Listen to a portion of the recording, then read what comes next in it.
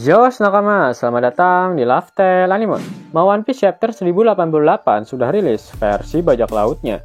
Inilah saatnya Mimin untuk mereview sekaligus menganalisis One Piece Chapter 1088. One Piece Chapter 1088 mendapatkan judul Pelajaran Terakhir. Judul pada chapter kali ini merujuk pada pelajaran terakhir dari Garp yang dapat diberikan olehnya kepada para marinir muda yang akan menjadi masa depan dari Angkatan Laut. One Piece Chapter 1088 dimulai dengan kilas balik di markas besar Angkatan Laut yang lama. Garp sedang mengajar kelas untuk marinir baru. Koby juga ada di kelas tersebut. Ini adalah pelajaran pertamanya. Dia memiliki penampilan yang sama seperti dalam Arc is Blue. Garp mengajukan pertanyaan kepada seluruh marinir baru. Garp berkata, satu bayi dan satu orang tua terdampar di sebuah pulau. Dan kalian memiliki perahu yang hanya bisa menampung 2 orang. Siapa yang akan kalian selamatkan? Koby berdiri dan menjawab, saya akan turun dari perahu sendirian, sehingga keduanya dapat bertahan hidup. Garp melempar kapur papan tulis ke arah Koby. Garp berteriak, kamu salah, dasar bodoh. Apa? Ucap seisi kelas yang kebingungan. Di sebelah Koby terlihat ada Helmeppo, dan di sebelah Helmeppo, jika dilihat dari topi dan rambutnya, dia adalah Kujaku. Garp kembali menjelaskan jika orang tua itu tidak memiliki banyak waktu tersisa, jadi biarkan dia mati saja. Mendengar jawaban ngawur Garp, salah satu instruktur marinir yang ada di belakangnya mencoba untuk menegurnya. Garp tak memperdulikan si instruktur marin tersebut. Dia kembali menjelaskan jawaban ngawurnya. Kali ini kita bisa melihat Prince Groose muda yang duduk di belakang Koby. Garp berkata, mengapa kalian semua menjadi marinir? Bukankah untuk melindungi masa depan rakyat? Maka, kalian dan bayi itu memiliki masa depan lebih banyak daripada orang tua itu. Hanya kalian dan bayi itu yang harus bertahan hidup. Setelah pelajaran itu, Garp dikritik oleh seorang instruktur marinir. Garp pun mendapatkan sebuah pukulan di kepalanya. Instruktur tersebut meminta Garp untuk tidak pernah mengajarkan hal-hal seperti itu lagi, karena semua nyawa manusia sama berharganya. Garp tidak setuju. Garp berkata jika masa depan para pemuda itu tak terbatas. Kemudian kita pindah ke kilas balik lainnya di Amazon Lily setelah insiden Boa Hancock beberapa minggu yang lalu. Blackbeard setuju untuk meninggalkan Amazon Lily, namun ia membawa 800 marinir dan sebuah kapal perang bersamanya. Vice Admiral Yamakaji hanya berdiri dan menyaksikan karena markas besar marinir tidak memberikan izin untuk melawan seorang Yonko. Namun, Koby maju dan menawarkan diri sebagai tawanan bagi Blackbeard sebagai gantinya untuk para anak buahnya. Vice Admiral Yamakaji diberitahu oleh salah satu bawahannya jika Koby adalah bagian dari anggota SWORD, dan dia pun tak mencegah Koby melakukannya. Kembali ke masa sekarang, semua orang di kapal perang Garp panik setelah melihat ada tangan raksasa yang muncul dari Pulau Hachinosu yang sudah bersiap untuk menggeprek mereka. Para marinir mencoba menembakkan meriam ke arah tangan raksasa tersebut, tetapi hal itu percuma karena mereka tidak dapat menghentikannya. Tashigi memperkirakan jika mereka tak akan bisa menghindarinya dan meminta semua untuk bersiap karena Tashigi memerintahkan mereka semua untuk melompat ke lautan dan meminta para marinir untuk melindungi para warga sipil. Di sisi lain, Kujaku sangat terkejut melihat kekuatan membagongkan yang dimiliki oleh Avalo Pizarro. Shin berpindah ke Hachinosu. Garp masih terlihat tergeletak, sedangkan Koby, Helmeppo, dan Groose menghajar para bajak laut yang mencoba mengincar Garp. Koby berkata, jika tangan itu dihempaskan, maka ratusan nyawa akan hilang. Apa yang harus kita lakukan? Vice Admiral Garp. Garp kemudian berkata, jika kalian bertiga bertindak, mereka dapat diselamatkan.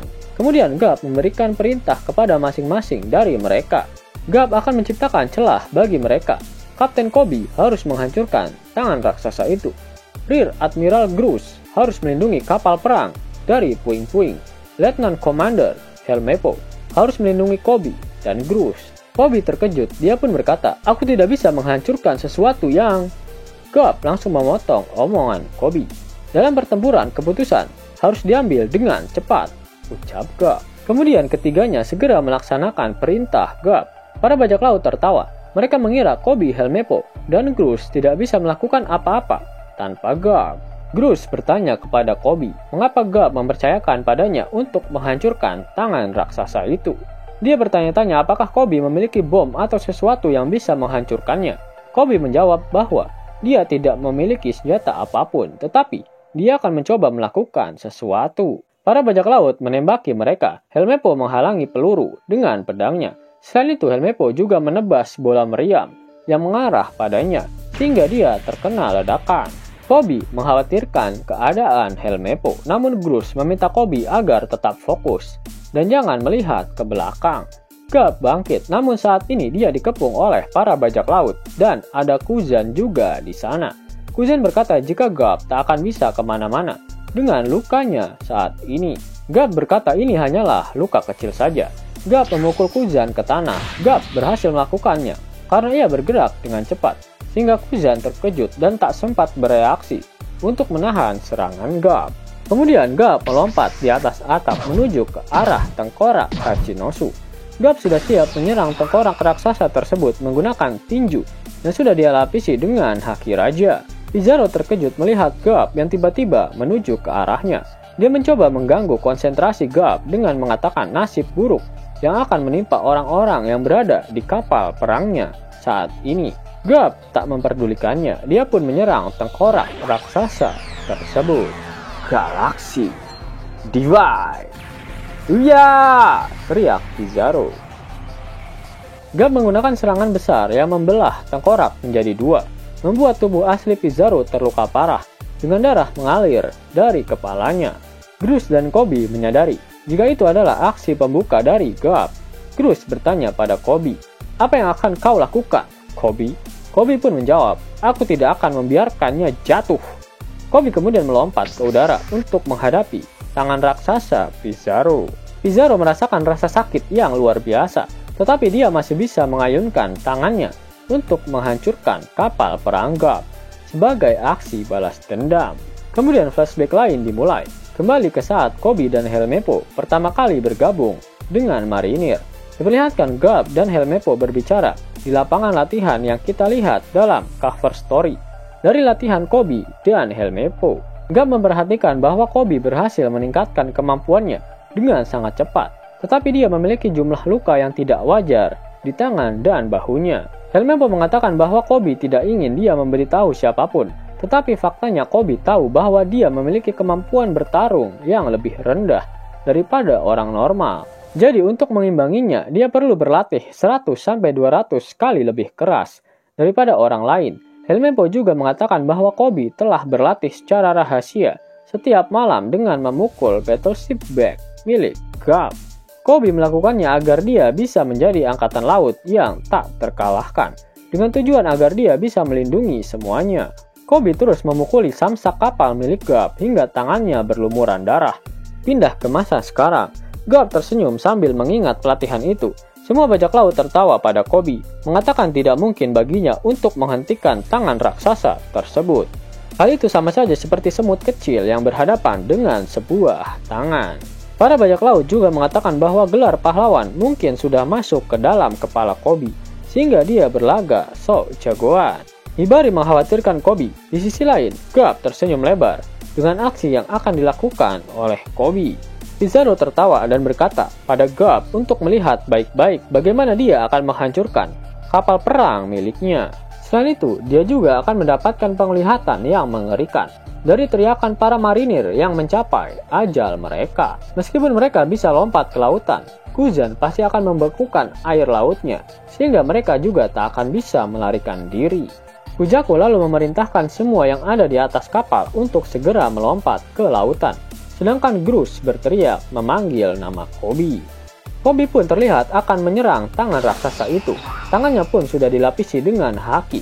Kobe pun berkata, "Jika aku tidak bisa melakukannya, semua orang akan mati karena aku." Honesty, impact. Wah! Teriak Pizarro. Kobe memukul dan menghancurkan seluruh lengan raksasa dalam 2 halaman penuh yang epik. Selain itu kita bisa melihat petir hitam dari dampaknya. Jika kita bandingkan dengan petir hitam dari serangan Galaxy Impact milik Garp yang sudah dipastikan dilapisi dengan haki raja, sudah dapat dipastikan jika Kobe tidak menggunakan haki raja untuk menyerang. Dampak dari serangan yang dilapisi dengan haki raja akan menghasilkan petir hitam yang tebal dan panjang. Sedangkan petir hitam milik Kobe terlihat tipis. Selain itu, saat sebelum melancarkan tinjunya juga sudah dapat disimpulkan jika Kobe hanya melapisi tangannya dengan armamen haki, namun sudah dalam tingkatan yang advance. Sedangkan yang dilapisi dengan haki raja akan memiliki sound effects atau Z. Selain itu, petir hitamnya juga akan tebal dan panjang. Sedangkan petir hitam yang dihasilkan dari kepalan tangan Kobe cenderung tipis dan pendek. Kemudian diperlihatkan jika Pizarro berteriak kesakitan karena lengannya yang asli patah. Para bajak laut terkejut dan berteriak memanggil Pizarro untuk memastikan dia baik-baik saja. Tashigi dan Hibari terkejut. Para kroco marinir bersorak-sorai, sekaligus khawatir dengan puing-puing tangan raksasa tersebut yang akan menimpa mereka.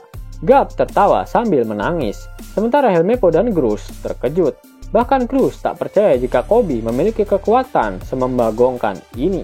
Grus menggunakan teknik yang disebut clay web untuk membuat jaring tanah liat raksasa demi menghentikan batu-batu yang jatuh, dan akhirnya berhasil menyelamatkan kapal perang Garp dari reruntuhan. Helmeppo melompat dan menyelamatkan Kobe yang jatuh bebas dari atas. Para marinir kembali bersorak-sorai karena Kobe telah berhasil menghancurkan tangan sebesar gunung. Kobe, Helmeppo, dan Grus akhirnya selamat dan mereka berhasil naik ke kapal perang. Kobe lega melihat Hibari baik-baik saja dan para marinir serta warga sipil mengucapkan terima kasih pada Kobe. Di sisi lain, Grus berkata jika langkah mereka selanjutnya adalah membawa Vice Admiral Garp ke kapal dan mereka bisa segera melarikan diri dari Hachinosu. Namun tiba-tiba, Garp memanggil semua orang di kapal dengan denden musik. Dia berkata jika misi untuk menyelamatkan Kapten Kobe sudah berhasil. Tashigi lalu meminta Garp untuk segera kembali ke kapal. Garp kemudian berkata, semuanya kecepatan penuh dan jauhkan diri dari Pulau Hachinosu sekarang juga. Aku akan mencari cara untuk bertahan sendiri. Misi kita sudah selesai dan keselamatan kalian adalah hal yang paling penting. Semua marinir terkejut mendengar perintah dari Garp. Kobe menangis dan meminta kapal untuk kembali, tetapi Grus menghentikannya. Dia juga menangis. Garp melanjutkan perkataannya, kejadian hari ini suatu hari akan dikenal sebagai awal mula dari ancaman untuk seluruh bajak laut.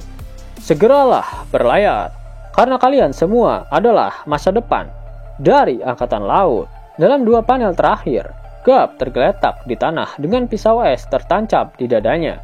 Dia dikelilingi oleh seluruh komandan bajak laut Blackbeard, termasuk San Juan Wolf dan Shiryu, serta Kuzan. Garp masih tertawa saat es menyebar dari lukanya. Kita melihat wajah Kuzan tetapi matanya tersembunyi, membuat ekspresinya tidak diketahui. Narator pun berkata, di surat kabar keesokan harinya, berita yang dilaporkan ke dunia adalah kembalinya pahlawan muda, Kapten Kobe, dibarengi dengan nasib yang masih belum diketahui dari sang pahlawan legendaris, Vice Admiral Garp di Pulau Hachinosu, dan berita insiden barikade pengepungan di Pulau Masa Depan, Egghead, oleh Kaisar Lautan, Luffy, si topi, jerami, juga akan dilaporkan ke seluruh dunia. Di panel terakhir One Piece Chapter 1088, diperlihatkan kapal-kapal angkatan laut sudah tiba di Egghead Island. Yap, benar-benar chapter yang sangat membagongkan. Berita Garp yang sangat ambigu. Itu artinya yang melaporkan berita pada Morgan yaitu dari pihak Angkatan Laut. Sedangkan dari pihak bajak laut Kurohige belum menginformasikan keadaan Garp pada dunia. Apakah Garp tewas? Jika dia dibekukan oleh Kuzan, seharusnya dia masih hidup. Terlebih lagi, Teach membutuhkan alat tukar yang bagus pada pemerintah dunia sebagai permintaannya untuk menjadikan Hachinosu sebagai kerajaan. Pada akhir One Piece Chapter 1088, Oda Sensei mengeluarkan kata-kata mutiaranya. Itu artinya minggu depan One Piece libur. 50.000 gratis dan bisa langsung ditarik. Buka tabungan di aplikasi Neobank sekarang juga. Karena di aplikasi ini kalian bisa dapatkan banyak uang tunai gratis. Serta banyak sekali diskon-diskon menarik yang bisa kalian dapatkan. Gaskan! Link ada di kolom deskripsi ya nakama. Namun sebelum Mimin masuk ke dalam pembahasannya, Laftel Anime yang berkolaborasi dengan Misfit Society kembali mengeluarkan kaos terbaru nih, yaitu desain Zoro dalam mode Asura loh. Keren banget pokoknya. Gak percaya? Silahkan dicek di thread videonya.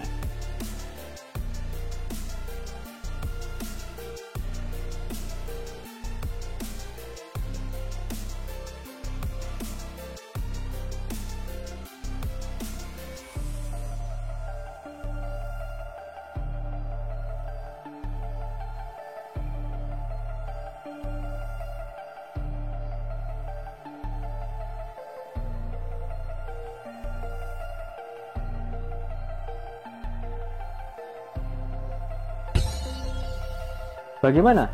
Keren kan? Bagi kalian nakama Opler, terutama para fan gaynya, Babang Marimo, kudu wajib harus punya baju ini. Gasken, link pemesanan ada di kolom deskripsi. Yos nakama, itulah video review sekaligus analisis untuk One Piece chapter 1088. Jika nakama menyukai video ini, jangan lupa klik like, share, dan subscribe channel ini ya, agar nakama semua tak ketinggalan info menarik seputar One Piece. Arigato.